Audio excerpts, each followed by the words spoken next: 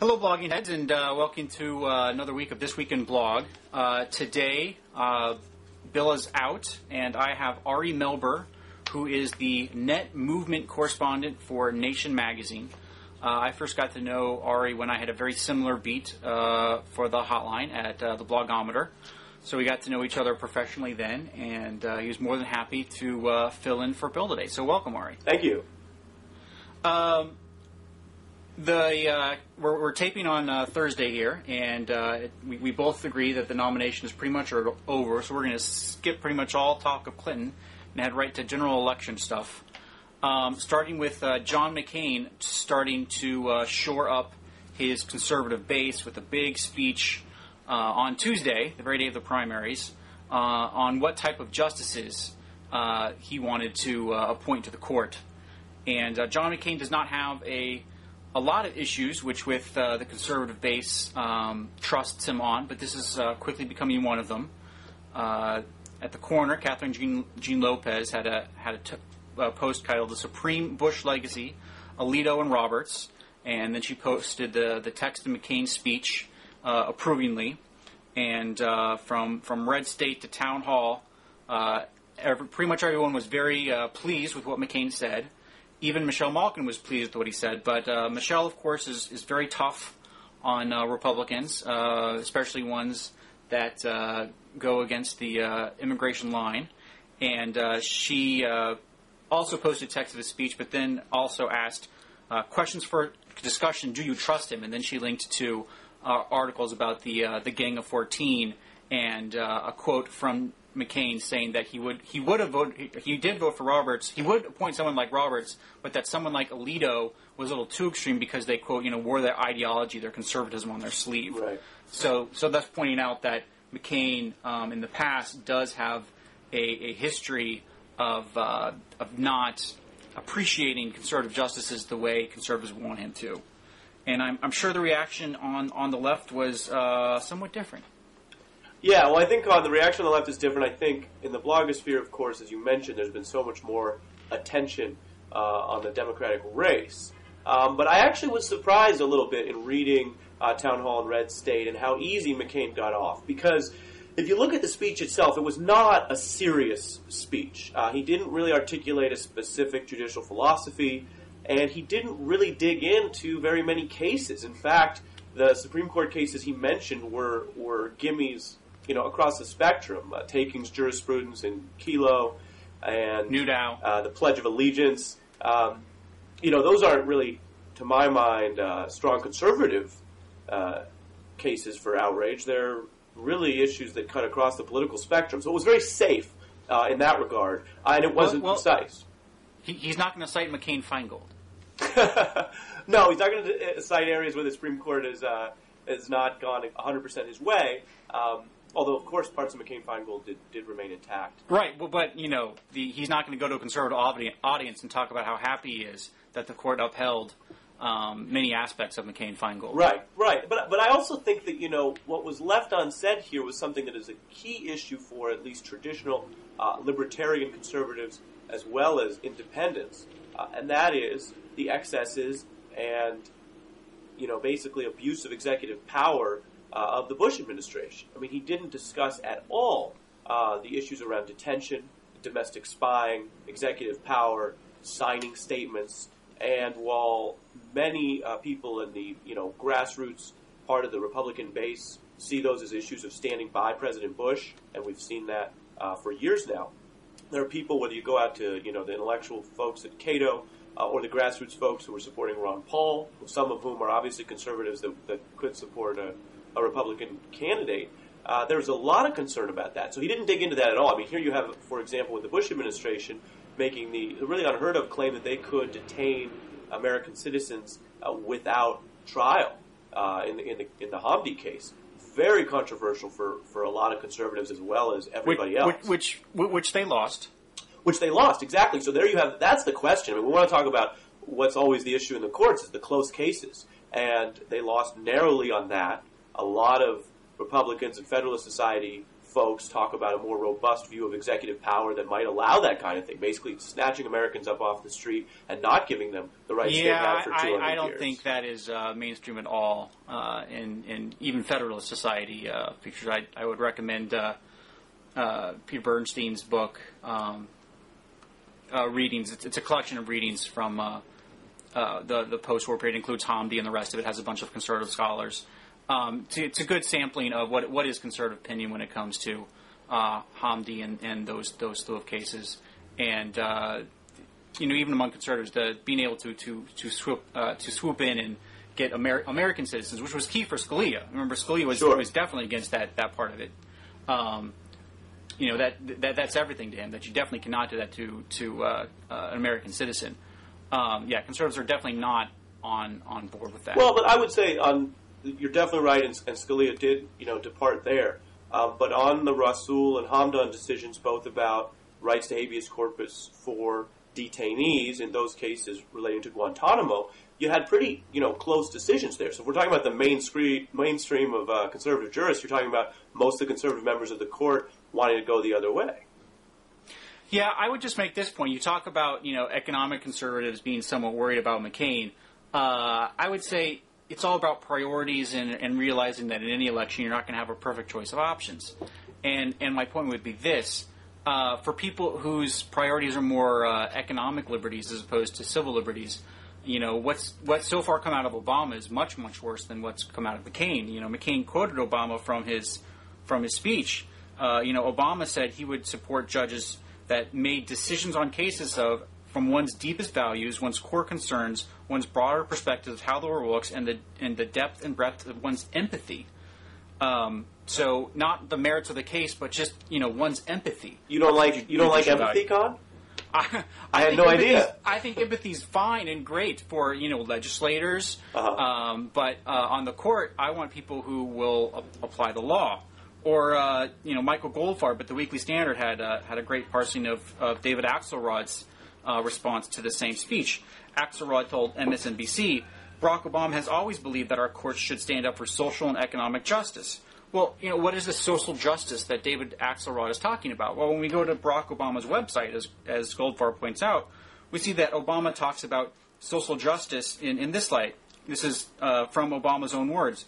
More fundamentally, the discomfort of some progressives with any hint of religion has often prevented us from effectively addressing issues in moral terms. Some of the problem here is rhetorical. If we scrub language of all religious content, we forfeit the imagery and terminology which millions of Americans understand both our personal morality and social justice. So Goldfarb then goes on to say, so Obama wants judges who apply their religious beliefs to interpreting the law?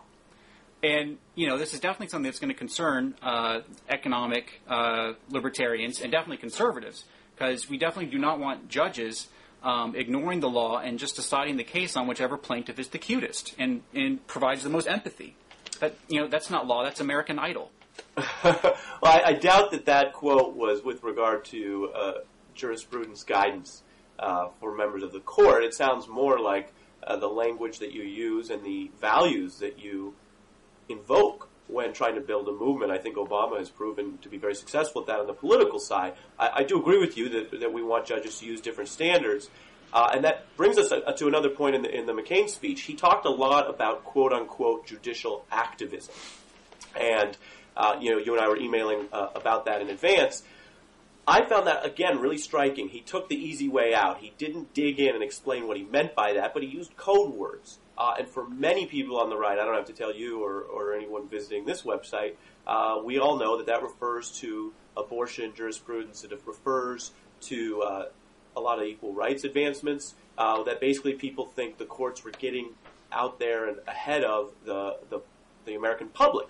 The problem, of course, is when you dig into this with any factual basis, you find that it is overwhelmingly Republican appointees to the courts that are engaging in the activism. And so I sent you this in advance. I wanted to have a little C-SPAN moment, even though we're doing blogging heads. I'm going to hold up here an excellent factual guide on the actual members of the Supreme Court that have been overturning the most laws passed by the democratically elected representatives of the people. What you see there, and these numbers will be available, we'll do a link as well. This is from a study at Yale.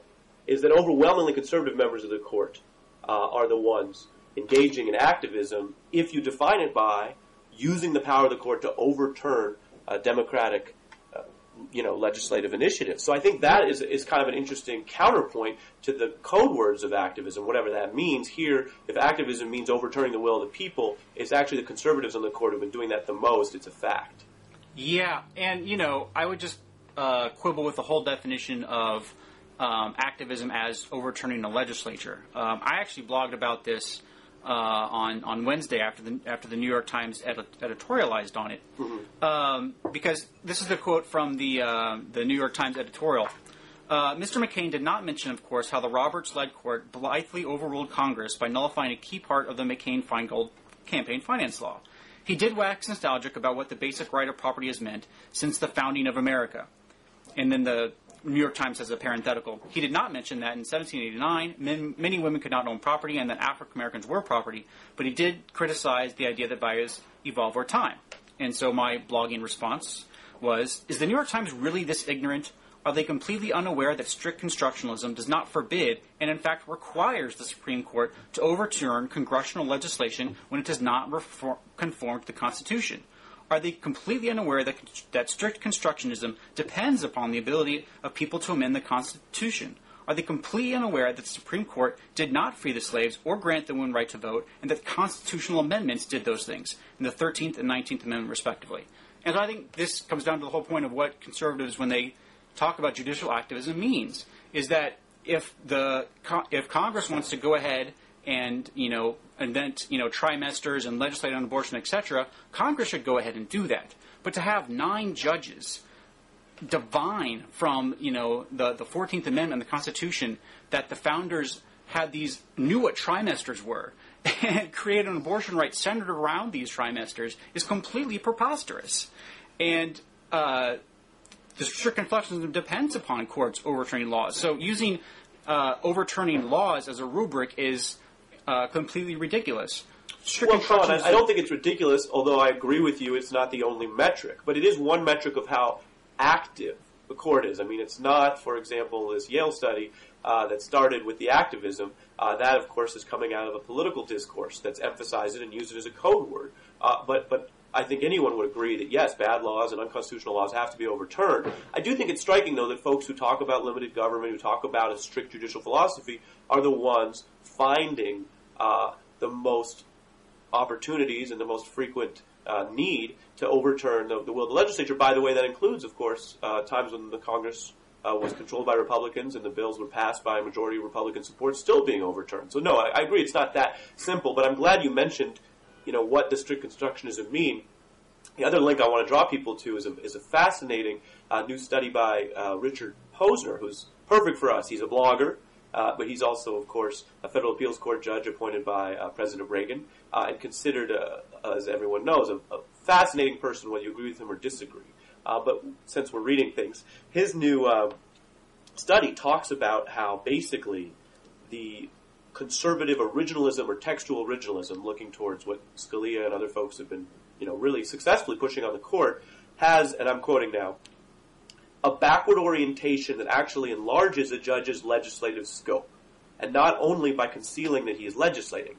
A judge or justice who's out of step with current precedents reaches back to some earlier body of case law, and the older bedrock, he's saying the older the case law or underlying statutory or constitutional language, basically, quote, the greater the scope for manipulation of the meaning in the name of historical reconstruction or intellectual archaeology. Basically what he's getting at is a lot of conservative jurists, of which he is one, reach back into history and strict constructionalism because there are political goals that they like that are rooted in those historical periods. And this is not just speculation, it's a study, we'll link to it, and the data that he pulls basically shows that over time we've seen an increase in this politicization.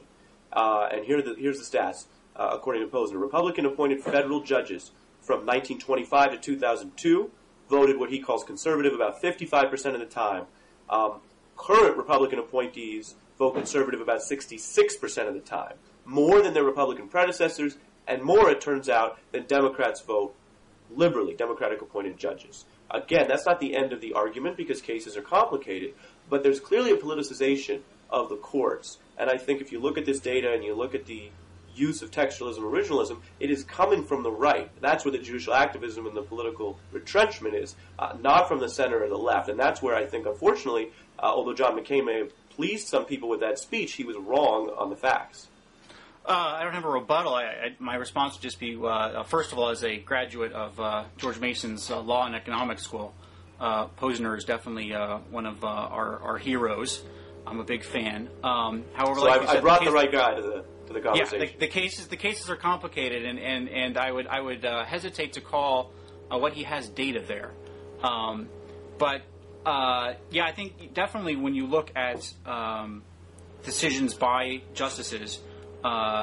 Sometimes I would say there have been times when conservative justices who use, strict constructionist rhetoric have let me down. I can think of one case. I was reminded of watching Larry Lessig on Blogging Heads earlier this week. Lessig had a case before the court, and he actually clerked for Scalia. Right. And he really thought he was going to win this case on copyright extension. Based on a strict constructionist argument. And he was very disappointed to see Scalia rejecting that argument. And truth be told, so was I. They're not perfect. However, I would much rather go with their imperfection than the Warren courts. So, but Conn, we both agree that Justice Scalia is not perfect. Is that it? Yes. Okay. Yes, we do. Okay. Heritage and the nation are coming together on that There point. you go. Moving away from justices, but still on McCain. In celebration of Cinco de Mayo, John McCain unveiled a Spanish-language version website, which, of course, Michelle Malkin just loved. And McCain also will be also announced that he will be speaking at the National Council of La Raza's annual conference. And this is for every amount of good he may have done with his judicial nomination speech. This is a big stick in the eye to mainstream grassroots conservatives. Michelle Malkin had a great post later in the week. Top 10 reasons why McCain should repudiate the National Council of La Raza. I'll just name 3. Number 10, La Raza supports driver's license for legal aliens. Number 8, La Raza opposes cooperative immigration enforcement between local, state, and federal authorities. And number 1, my favorite, the National Council of La Raza means the National Council of Race, for God's sake. So we'll see when McCain speaks at that conference if there's some distancing or, as Michelle says, some repudiation, denunciation going on along the lines of right. It should be fun. Well, the first thing that jumps out is, of course, as I understand it, some of these blog critics and definitely some of the folks out in the conservative immigration movement are telling McCain he shouldn't go speak there at all, right? Right, definitely. And so that's funny first, because these are the same folks that are always giving the Democrats a hard time about how every Democratic candidate should go on every Fox News show, no matter what. And they have their concern trolling advice for the party, which still seems to fool some people in Washington. And they say, well, the Republicans told us we should do this, so it must be a good idea. Meanwhile, they're advising their candidate not only to close out Latino media. I don't know what his outreach is there. Whoa. They're not inviting to close out Latino media. Well, no, they're not saying don't only go on Latino media, and I say I don't know what his outreach is there right now. He did just cut a television ad in Spanish, so clearly he's trying to take to the airwaves, and reach people. Right, but let me just say, they are also saying, don't even go to a large Latino organization, regardless of policy. Don't even speak there. They're going to have to, square that hypocrisy, because he's got to speak to all kinds of voters if he wants to make a case. Yeah, see, I don't see the hypocrisy there. Bloggers, Red State ran a campaign. Patrick Ruffini joined in to try to get the Republican nominees to go speak to the NAACP forum in Baltimore. The conservatives are not against Republicans engaging in minority media or going to meet minority groups. It's which groups they choose to do so when they do that. And it's the National Council of La Raza specifically that conservatives have a problem with, especially considering McCain's history. Is there a Latino group they prefer? The National Hispanic Business Chamber. They love them. The Business Chamber, is there a grassroots or membership organization they prefer? No, I don't know off the top of my head, but definitely not La Raza. I mean, I think that, again, there's a policy argument there, and you can make it. I understand people disagree with La Raza's positions, like any other policy group. Heritage has lots of positions, and some people disagree, but they still have a dialogue. But they're a large enough group and a mainstream... True, we get Democrats all the time. John Tester was here just 2 months ago. There you go. But they are, I think, clearly a large mainstream force in politics. That's probably, although I can't speak for the McCain campaign, that's probably why he's going in the first place. It's the mainstream part that we're disagreeing on. And conservatives don't think La Raza should be mainstream. And I guess, people at the nation do. I'm not speaking for anyone else either, but let's dig in on that a little bit. Is it that they don't want it to be mainstream, so they are trying to balkanize and separate and divide and push the group to the side? They don't want the Republican candidate lending his credibility to create that reality? Or is it truly that they don't perceive La Raza as a mainstream group for Latino Americans? Because that is a pretty odd claim for anyone who's followed this political movement. No, I'm gonna go with both. They don't think it should be mainstream, and they don't think it is. Okay. What's next? Last one on McCain is Vice VP talk. There was a flurry. I don't know if it was necessarily started by Bill Kristol's article in the New York Times, but it definitely picked up afterwards, suggesting Bobby Jindal, the governor of Louisiana, former House member also, for vice presidential candidate. And Kristol writes that no fewer than 4 McCain staffers have mentioned Jindal as a possibility, and the sell would be this: you want generational change? You can get it with McCain Jindal without risking a liberal and inexperienced Obama as commander-in-chief. I would say that after McCain spent considerable time with Jindal in New Orleans recently and reportedly found him, as he had before, personally engaging and intellectually impressive, that the campaign's informal name-dropping of Jindal began. And this has kind of received mixed reactions in the conservative blogosphere. Some people for, some people against. I'd say about half and half. Ramesh Purnuru at the corner says Jindal wasn't experienced enough. Catherine Lopez, also at the corner, says he's more needed in Louisiana. And Ross, who's also a big Jindal fan, said that this was such a bad year that Jindal shouldn't run, and that losing as a vice president has never been a good space to then go on and further your career. Yeah, I mean, just real quick, the most interesting part about Ross was he sort of slipped in the fact that he thinks there's a good shot McCain loses. I thought that was the most striking part of the analysis. Oh, no, I mean, Bill, I mentioned all along the week with Bill. I don't think McCain's going to win. I don't think a lot of Republicans do. There are definitely people that do. Hugh Hewitt definitely thinks McCain's going to win, and there are definitely a lot of conservative bloggers out there who are bullish on at least McCain's chances. But I don't think it's that hard to find prominent conservative bloggers that think McCain's going to lose. Well, that makes me want to ask you a question.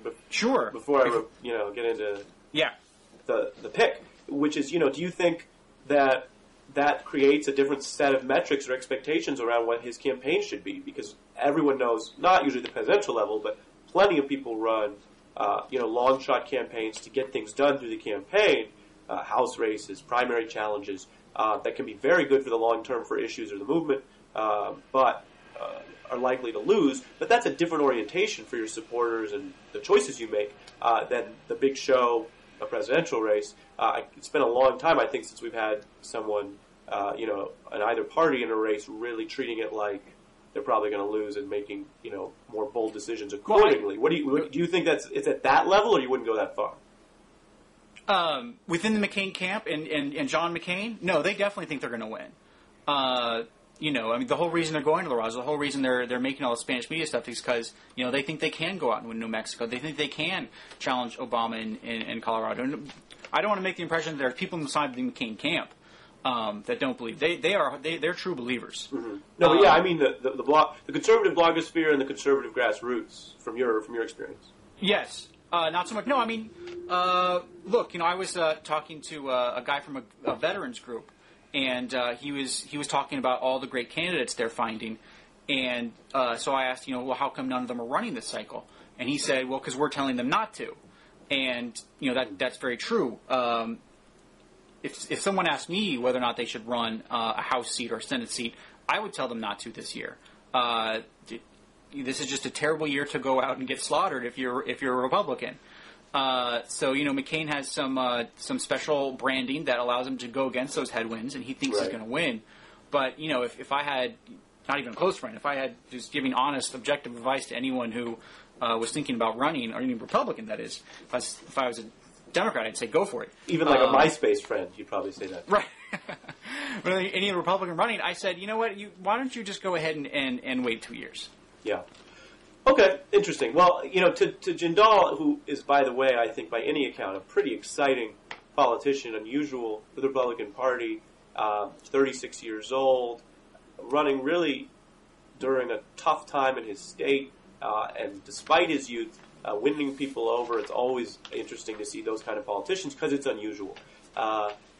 Very hard for McCain to pair up with, and I don't say this as a criticism of him, but with anyone who is so young, 36, to be president when, of course, we know that John McCain is going to be making an experience argument against Barack Obama, the presumptive nominee for the Democrats. So I just don't see it as viable given the choices the McCain campaign has made thus far.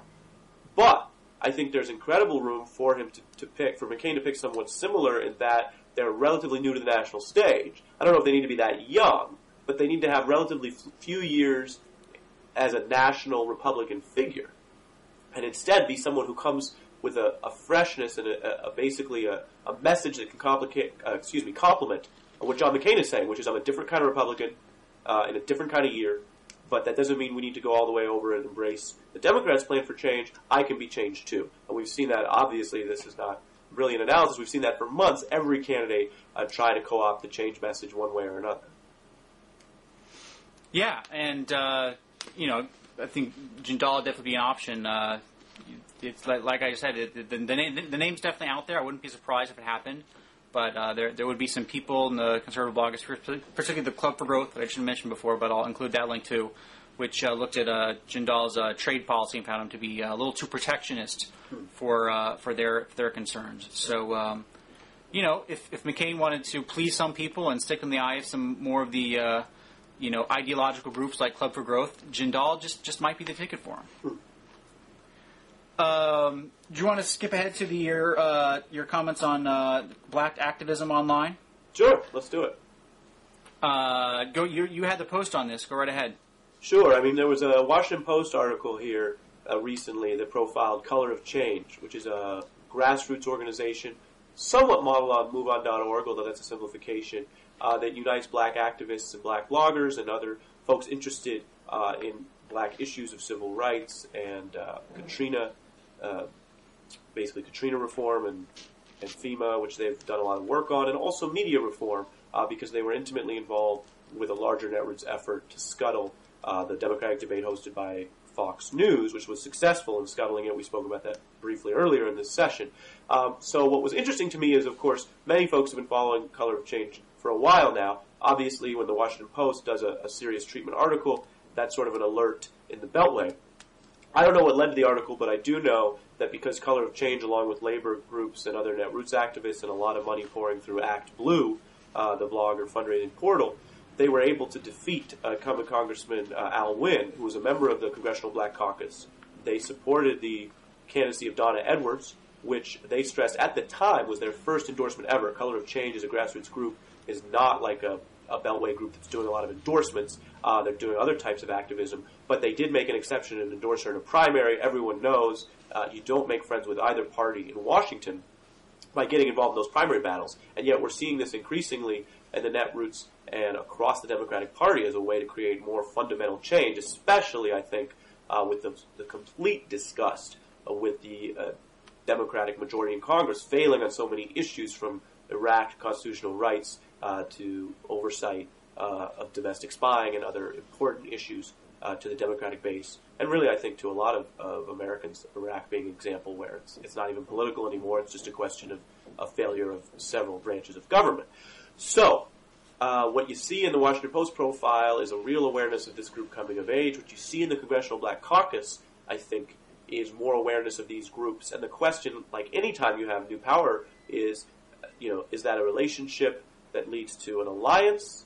Is it something a little more competitive? The Washington Post dug in on their contrast to the NAACP, of course, being a more litigation organization.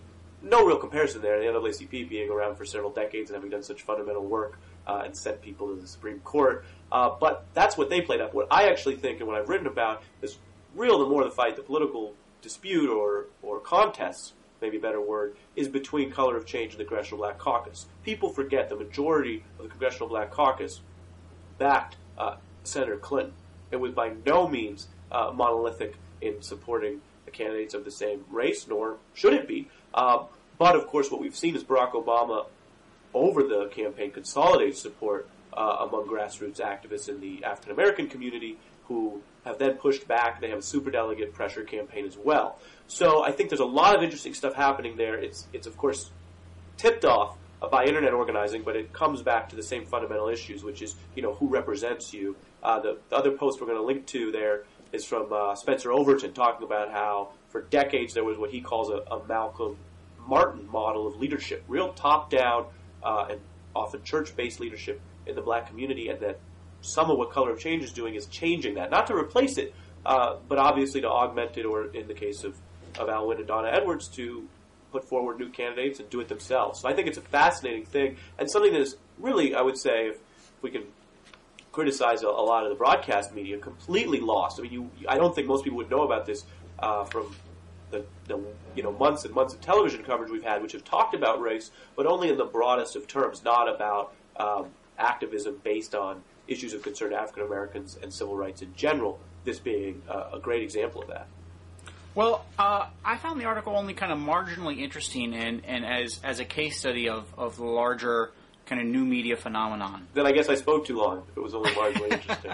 Let me say this. You also wrote a piece on the story, I believe, and you framed it around the Wynn Edwards race, and you included a picture in there of people of color of change with a big dorky-looking white guy named Matt Solar, who we know and love. But Matt wasn't then mentioned in the article at all. He was just kind of there in the picture. And I guess what struck me about that is that the story just wasn't that special or different than any of the other kind of new online activism, new media phenomena that we're seeing. It's not that different than the relationship between the netroots and the DNC and the Democratic Party. It's not that different than the terrain that sports teams, baseball teams, football teams are dealing with bloggers who cover their sports, or in the case of the Wizards, Gilbert Arenas, who's blogging for them. It is interesting, as a case study, looking at the specific movements, whether it's the NAACP or Jesse Jackson, and seeing how that played out and how those dynamics are working in that specific field. But I didn't see anything kind of new or special or different that's not happening in pretty much every other sector. It seemed to me just a pretty much classic netroot story, but just with different names attached. Especially with Wynn and Edwards, who are huge favorites of the larger netroots. Act Blue was involved from the beginning. You had the picture of Stoller in there. Stoller, Bowers were on there from the beginning. Daily Kos, Atrios, they were all big Edwards fans from day one. So I always saw that as kind of just a larger netroot story, and not necessarily a African American civil rights story. So that makes you sort of like the TV pundits. I guess. Let me take a second try, because another way to hear what you're saying is the piece I wrote, or what I just said, didn't nail it enough for you, and that you saw it as similar to rather than distinct and important. Let's drill down on what it means to challenge a congressional district that's held by an African American member of Congress. Let me say, how is it different or more special than Connecticut Senate? Sure. So let me go. Number one, when you talk about members of Congress who are from African American communities, you are often talking about communities that were systematically repressed and disenfranchised for hundreds of years, and only through the civil rights struggle and the gerrymandering cases and the minority districts that were finally drawn to beat back the dilution of many minority voters over decades, did you finally get, in many cases, African Americans representing those African American communities. And not all the districts are the same. The Maryland district is not the same as a district down in a Reconstruction area. But if you talk to a lot of the CBC, there's a very different feeling, I think, about what it means to represent those districts, what seniority means. I mean, you have people like John Lewis, who marched with King and hold that district. And you go into those folks and say, we're challenging your district in primaries because you don't represent the community. I think it has a whole different valence than other areas that have primaries and people in and out all the time. So that's not to say that it's morally better or worse, but the political significance and the pushback you get and the way the CBC has stuck together on this, much to the chagrin, I think, of a younger set of African-American activists. But understandably, I think when you look at where many of those people have come through, the crucibles they had to come through for politics, I think it's fairly different than Joe Lieberman and Ned Lamont in Connecticut. There's a different historical experience. There's a different understanding about what incumbency means. And if you talk, by the way, to folks, this is true across the political spectrum, in politics about incumbency, it's a dirty word. It makes people think of corruption. You look at the decades of organizing across the spectrum around term limits, which ultimately the Supreme Court said was unconstitutional. But it got that far precisely because conservatives and liberals felt that leaving people in Congress for 30 years with a re-election rate over 90% was not functional democracy. That's a whole set of understandable complaints. But it's totally different from folks who say, well, yeah, our incumbency came from getting a minority district that truly represented the community, that wasn't gerrymandered and diluted for the first time 25 years ago, and someone still represents that seat. Incumbency is a very different context. So yes, I think it's one of those situations where not race as a petty skin color obsession, but rather the history of race, the history of the marking of those districts is really a different texture. I would imagine it's fair to say probably my article and the Post article both failed to get into that level of detail, but yes, that's part of why it's so different. Fair enough. Speaking of race and change, how about we move on to Barack Obama and his efforts to unify the party? Okay. Did you want to highlight what you liked from this Matt Stoller post, and then I'll talk about what I liked? Well, in the spirit of equal time, I feel like I just went off, so maybe you should go if you have something. Okay.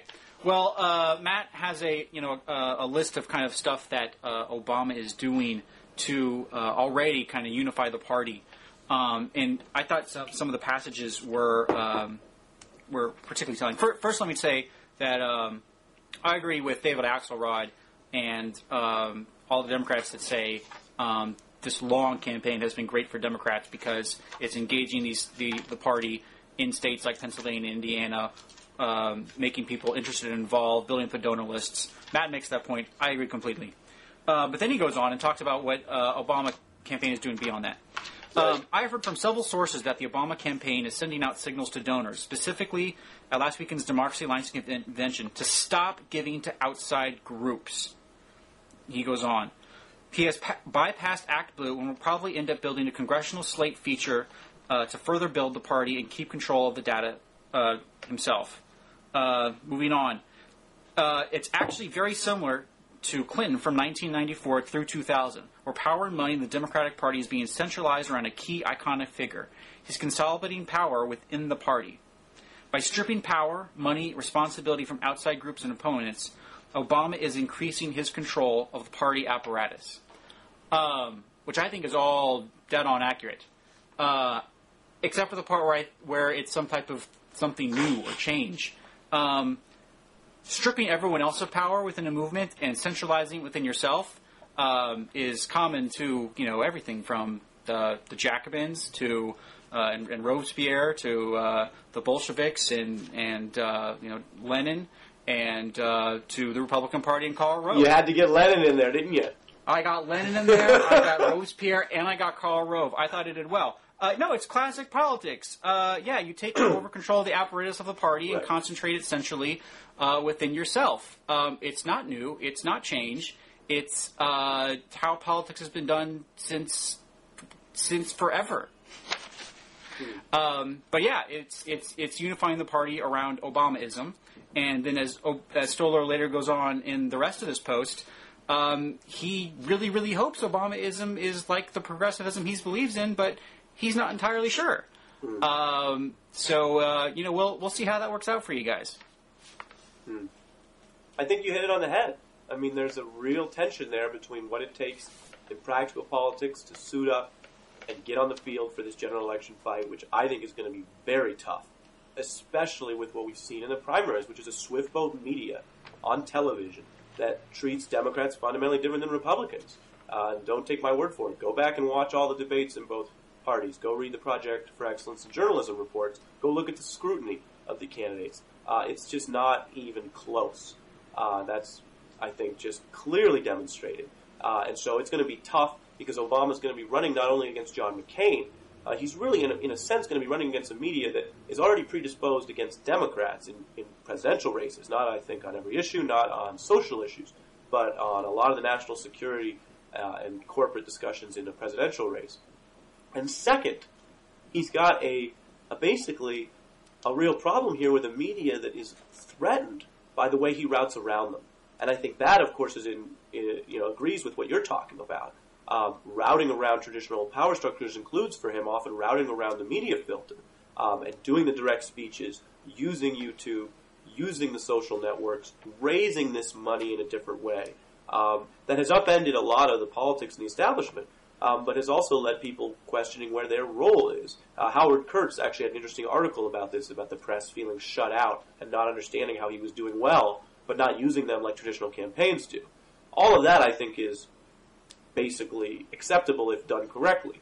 What concerns me, the part that you mentioned as attention, is if it's totally personality-based, and it is, as you say, centralizing authority to the point that the bottom-up activism and the grassroots enthusiasm becomes a tool, becomes something to deploy, but is not a living, breathing, organic part of the movement and does not have authority and power within the campaign and within, hopefully, for many of its supporters, ultimately within governance, then, as you say, that's a big problem. I think it's way too early to tell. I think the discussion about money and fundraising, by the way, is also premature because we just don't know. And we'll know when we see where the money goes to third-party groups or more to Obama. But what we do know is that there's always a fine line here between being very excited about a candidate, a personality, building a movement around the person, but also staying true to the values and the policies that matter. A lot of talk about Ronald Reagan on the right to this day built around his unifying personality. If I can just stop you right there, just to explain something, is for anyone that's lives in or works on the Senate side of Capitol Hill, you know that Heritage Foundation is under a considerable amount of construction. So I'm actually in colleagues of mine office, not my own office.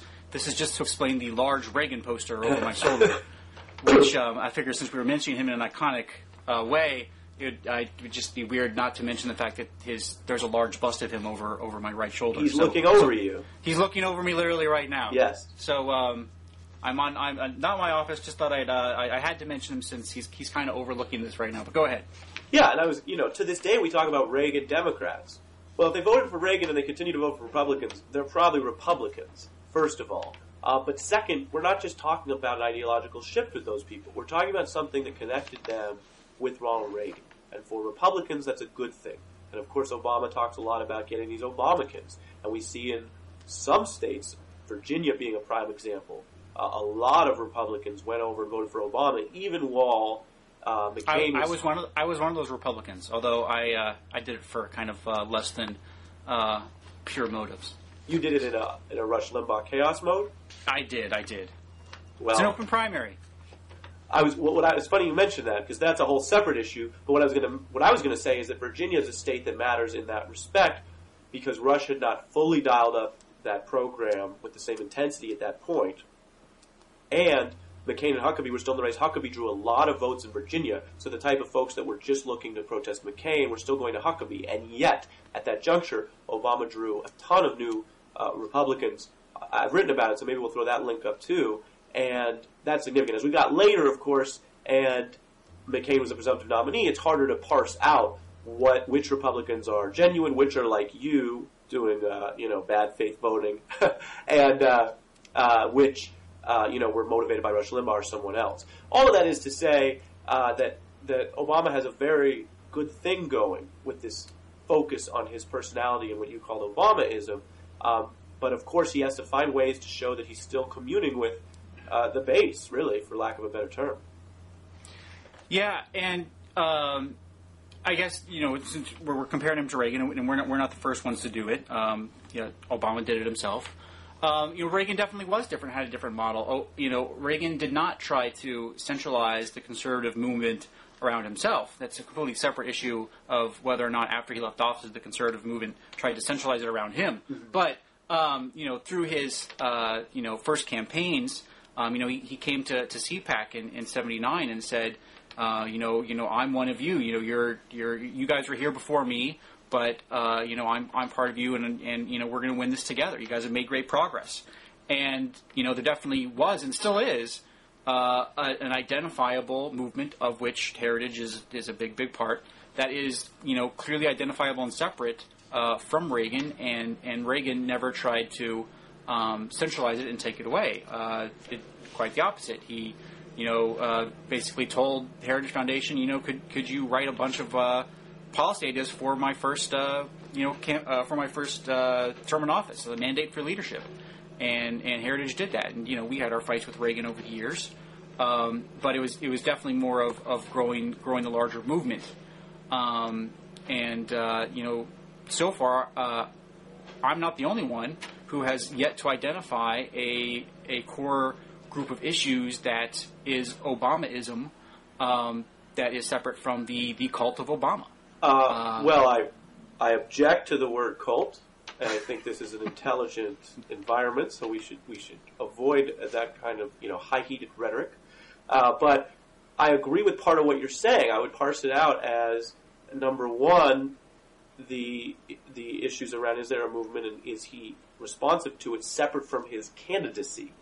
And then number two, what are the issues and policies that animate Obamaism? I think you're dead wrong to claim that there's no issues there, but we can get into that. But number one, I think you are right, that there's a real question about, as you say, to take the Reagan example, who is his heritage, who is his CPAC?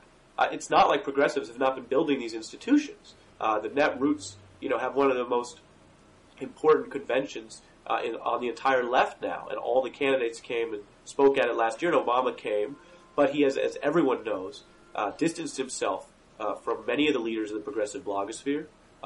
He does not... And as Matt Stoller points out, he's bypassing Act Blue.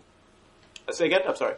Oh, and as Stoller pointed out in that post, he's bypassing Act Blue, right, not only for his own fundraising, but for fundraising for other candidates. Right, and that's that routing around that I was talking about. I mean, when I say routing around the media, I don't mean one slice of the media. He has, as much as possible, and it's been successful in the primary, routed around all media, old and new. I mean, they are not going to bloggers and saying, here's what we're doing, I hope you treat it positively. They're going right to their networks on MyBo, on MySpace, on YouTube, on Facebook, and saying, here's what I'm saying. Watch me unfiltered. And it's worked very well. Particularly, we've seen it work well even when he's been under strain. That's in a primary. We all know it's going to be very different in a general election, and swing voters are not going to be signed up on those networks. So it is different than a primary. But it's important to win the primary, and he's doing that. And he's routing around. But, as you say, he's not communing, I don't think, as much as he should with those groups, whether you talk about the Netroots is one, Campaign for America's Future, a large liberal progressive conference that just happened. Who Bill, neither he nor Clinton Bill attended. worked for and ran. You were going to say? Oh, just that Bill, works with him and ran their conference here in the same hotel that CPAC holds their conference in. Yeah. And Center for American Progress, which was, like a lot of institutions, roughly, I think, by the end, divided between Obama and Clinton people and started by some early Clinton people, but I think has been a wonderful laboratory of ideas. If he's doing close outreach to Cap, we're not hearing about it. I'm sure that, of course, their relationships, Lawrence Korb, for example, is a former defense official at Cap who advises the campaign. But what you and I are talking about is the movement side and the interaction you get with the progressive, or in your case, the conservative, but with the groups. Particularly, let's be clear, the groups that are not super partisan, but rather have issues and ideas that they care about. So that's number one. I have a number two, but if you want to respond to any of that. No, I think we're agreeing on number one. Right. Why don't you go ahead and go to number two, and then we'll wrap it up, because the guy whose office this is will be coming back soon. You got it. Number two is there's absolutely a clear, defined set of principles around Barack Obama's candidacy. They're partly why he's winning, and they're definitely going to come into clear, very clear vision when he's running a general election against John McCain, because they're diametrically opposed to John McCain. But it's clearly a different kind of foreign policy, an opposition to the Iraq War that was grounded in an aggressive view of focusing on the stateless threat of terrorism, Al-Qaeda, and like-minded. Can I hold right there? Well, let me run through, because we said what is Obamasm? Let me run through it. I might make you nervous when I tick off all the policies. But yeah, it's number one, that original, initial, and consistent opposition to the Iraq War, part of a broader foreign policy framework. You go down and talk about Cuba, conventional wisdom is, presidential candidates have to support the embargo. President Clinton signed the Helms-Burton Act.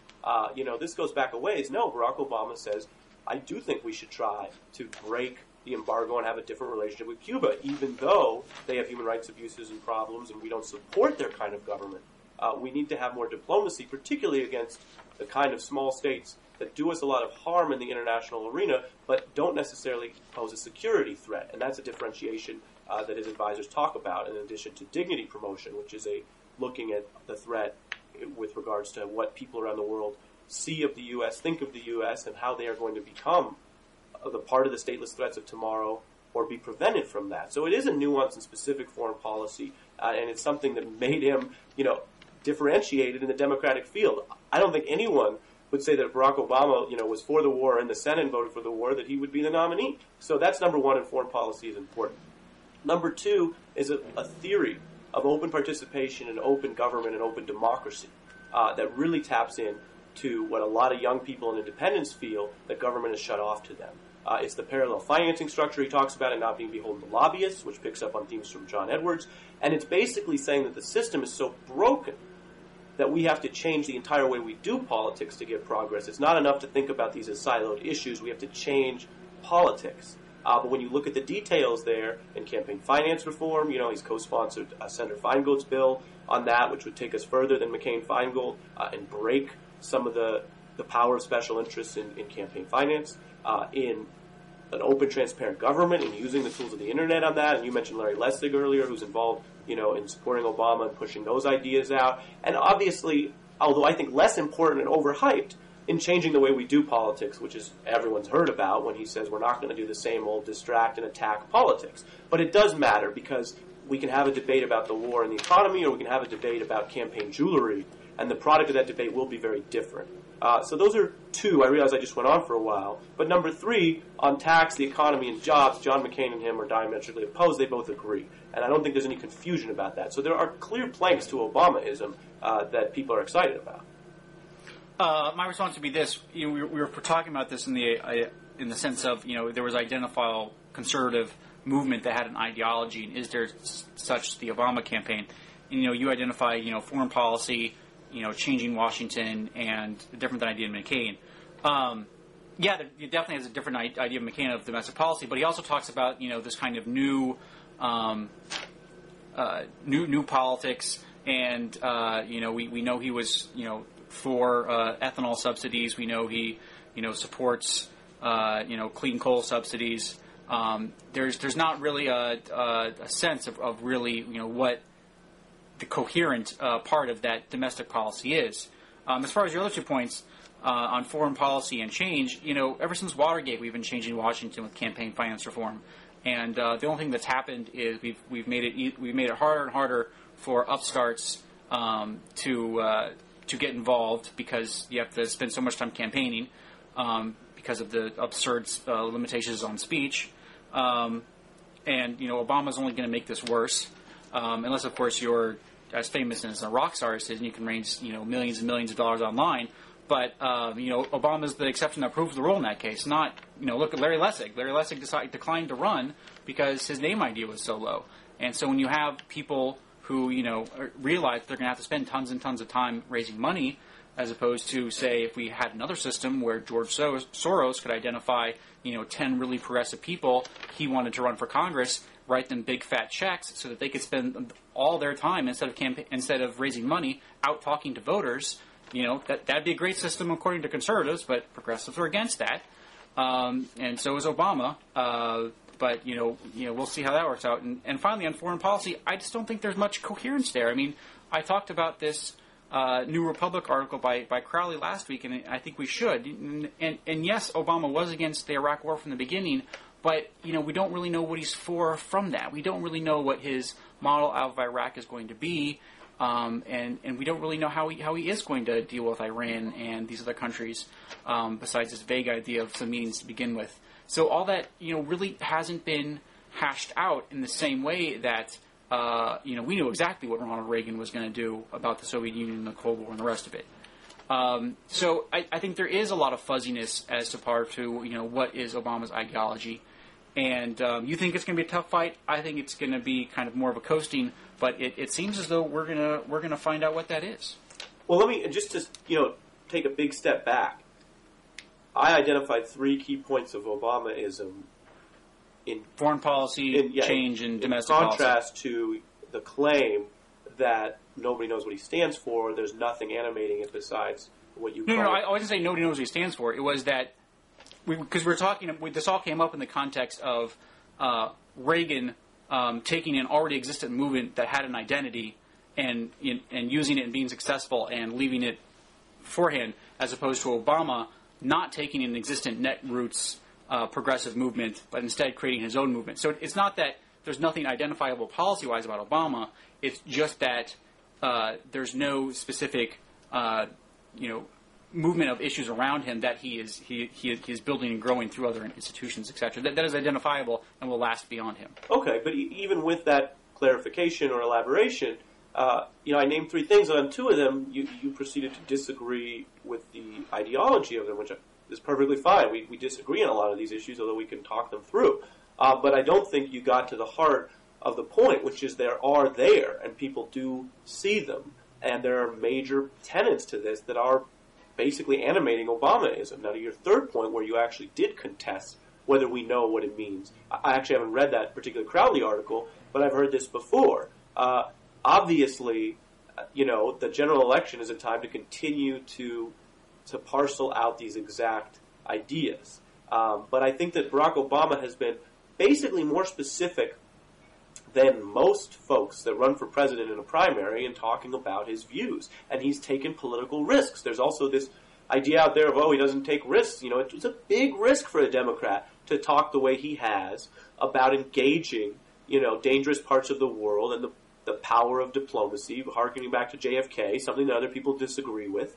And that's fine. But that wasn't easy, and that was distinct from Iraq. And I mentioned the Cuba example, which is a distinction obviously not only with McCain, but with the last Democratic administration. So there's a lot of conventional wisdom on foreign policy that he has specifically, publicly rebutted. And then what you hear is it's not enough, it's too vague, we don't know where he stands. And I guess sometimes I feel like, I guess some people will say that no matter what, and they should be, people have to be called out if that's just their refrain. But he has been specific, I think, on that, and I think that talk is still relatively cheap. So the reason why people care about Iraq, and when I say people, I mean the reason why voters prioritized that for Obama, was because they saw that as him taking a position before something happened. And it's easier to come back and rewrite history or do future hypotheticals, but that was an example of him taking a stand. I don't think his whole campaign is or should be based on it. But yes, that matters, and he's articulated this, and maybe it's a whole other hour session if we want to just do his foreign policy against McCain, who, by the way, is pretty vague, only he's scary vague, because he talks about a very long military presence in Iraq. He still talks about blurring the threats of terrorists and the Iraqi government and the insurgency, which are distinct, and we need a president who understands that. So this is, obviously, we could go on. It's a whole other topic. But I do think Obama's, sketched out a clear plan here. We are going to have to leave it there. We can obviously talk more about this, and we actually dropped 2 whole other topics that we planned on covering. So maybe we'll have to do this again sometimes, but I have to go. I had fun, Ari. It's great talking to you. We'll have to do this again sometime. All right. Thanks, Conn, and thanks to everyone who tuned in.